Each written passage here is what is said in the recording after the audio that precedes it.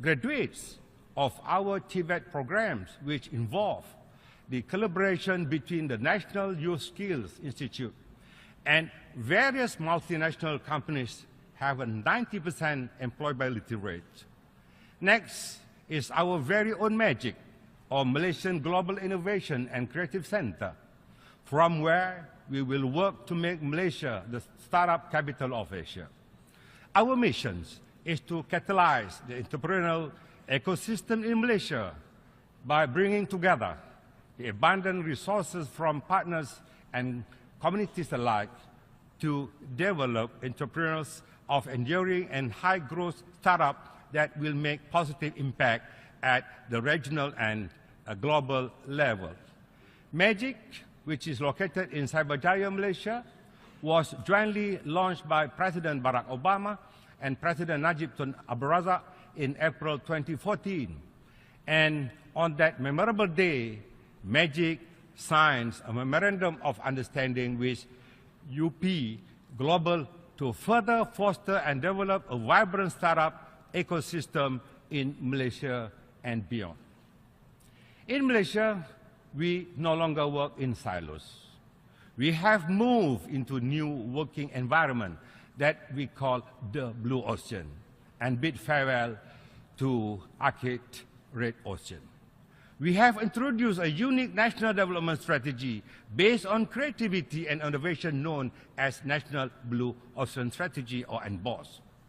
It is a strategy where over 80 ministries and agencies, from police and military to women, youth and higher education organizations, are collaborating to formulate and execute creative Blue Ocean Strategy initiatives that are transforming the country.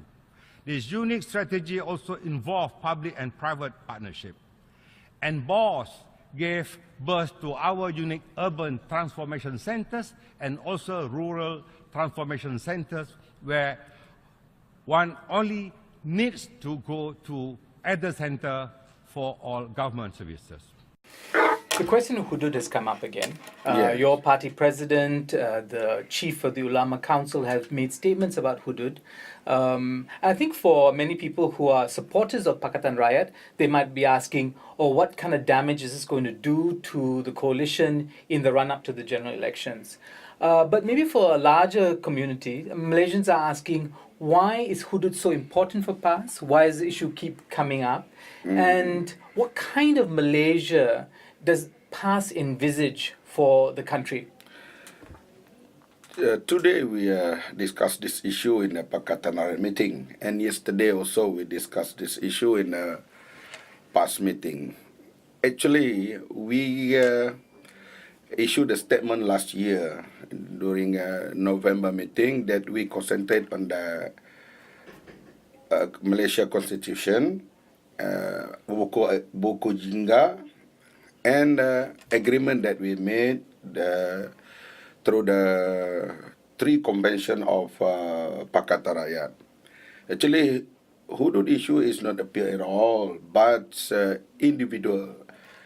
Ustaz Harun Taib give his own opinion, but we call the real one is from our president. He made an issue yesterday that we concentrate on the Buku Jingga and agreement that we made last November that we want to implement Negara Kebajikan or welfare state. So you have your common policy program that, for the Pakatan. So why is it that politicians from your party, I mean, this is the president no less, of course, and is your chief of your Ulama Council, why are they not keeping on message? We cannot stop the individual to give opinion, but the stand is a party stand, is from a president, and other party also, they give their own opinion in this issue. But today we're going to issue a statement that any declaration or something must be through consensus, all the parties. See, but this still raises the question in the minds of many Malaysians as to what your party's real objectives are. I think in Malaysia we're coming to a crossroads. We are trying to decide what our values are, and I think a lot of Malaysians are concerned because the question of hudud means a dual penal system. It means one law for Muslims, one law for non-Muslims, and can you build a country that way? Yeah, that's why we try to say that. Then we try to come to the compromise that everything we have to change through consensus, through discussion for the time being is three parties. Then if agreed by all the three parties, then we can change or implement something. So the hudud law, of course, arise again when the near election. Of course, I know this UMNO and MCA agenda to attract the people to discuss on this issue because they know this time they get caught on the Bersih issue. Brutality of police, they not respect the human right, the peaceful assembly or something. So they try to run away from the issue. Now they talk about.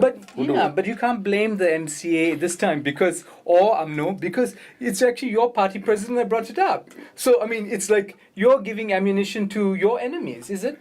No. I think our president gave explanation today to the meeting. He said that he stick to the agreement that Buku Jingga and Malaysia Constitution. Then any change must be through consensus of the three parties. Are there elements, factions in your party who are concerned that PAS will be sidelined in the Pakatan? That PAS at the moment is the smallest of the three parties, and that promoting this idea of we in the Pakatan, of course, we have nearly 1 million members. Of course, maybe one or two or a few individuals try to raise their own opinion. That is not the party opinion, unless it's endorsed by our party meeting or our Muktamar, the so-called General Assembly, every year. But no, this is an individual statement. We cannot stop individual statement. Okay, well, most recently the youth wing of your party has come out in terms of the controversy over Erika Badu. It came out over the controversy in sexuality Merdeka, and they made statements and they wanted the government to act. They were in fact seen as allies with the Barisan National Government on these issues. What does the youth wing of your party represent? Is it the future of your party? Why are they so interested in censoring culture, in talking about policing people's sexuality? Why has this become the main agenda for the youth wing? The youth wing is any party is like that. That's why they become youth. The young men, they have their own idea, their freedom. Then they can talk. Then everything that's under we call religious jurisprudence that we cannot avoid to give our opinion and our stand. Like in Islam, we have to marry before have we call this sexual something, So that is our religious stand. So our youth maybe try to explain in that issue. That's like we have to pray 5 times a day. That is a religious duty. Not this time we are busy, we have to pray 2 times or something. That is a religious duty they have to explain to the people, but they not impose.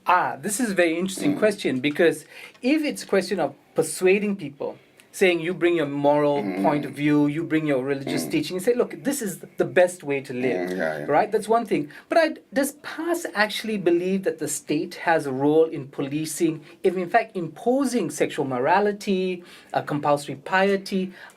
Is this the proper role of the state? We still believe in the persuasion. We call the dawah. It's not through we call the law by itself. Because law, yes, some people did say that there will be success, but like in Malaysia, corruption law is very tough. You have a corrupt bribe or something.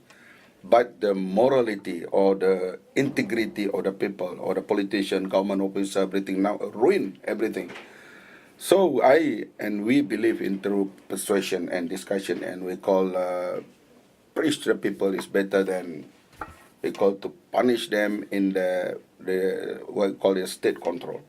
Okay, the Pakatan Raya likes to boast about the successes of the states that it controls. It always talks about Selangor, it always talks about Penang, but we rarely hear about Kedah and we rarely hear about Kelantan, which are the two states that your party helms. Why is that? Yeah, we have to go further, because, we have to establish for the future is called a good governance. But, of course, like in Kelantan, because now we have a new government, Penang and Selangor, so the media focus on that. But you can see 10 years, 15 years ago, they focus Kelantan. How the good governance they introduced in Kelantan, like chief minister and his ex-co-member not involved in the called timber or land scandal or something. But now because we have 4 states, so the focus in the Penang and Selangor, so they left Kelantan and Kedah, especially Kelantan, they only attack a few individual or water treatment or something, not like the government, the run of the government of Kelantan. Okay, lastly, I just want to ask, what is your party's message going to be for the coming general elections? What is the main issue? Are you going to be talking about the issue of Islam and Negara Islam, or is it going to be something other than that? The main issue for the coming election for our party and for me is we must fight corruption and establish a good governance, because our system, our government system, everything now is ruined. Even SPR, Suruhanjaya Pilihan Raya, kehakiman, everything now is controlled by executive. Then we have the integrity of the government officer also gone. So we have to re-establish good governance.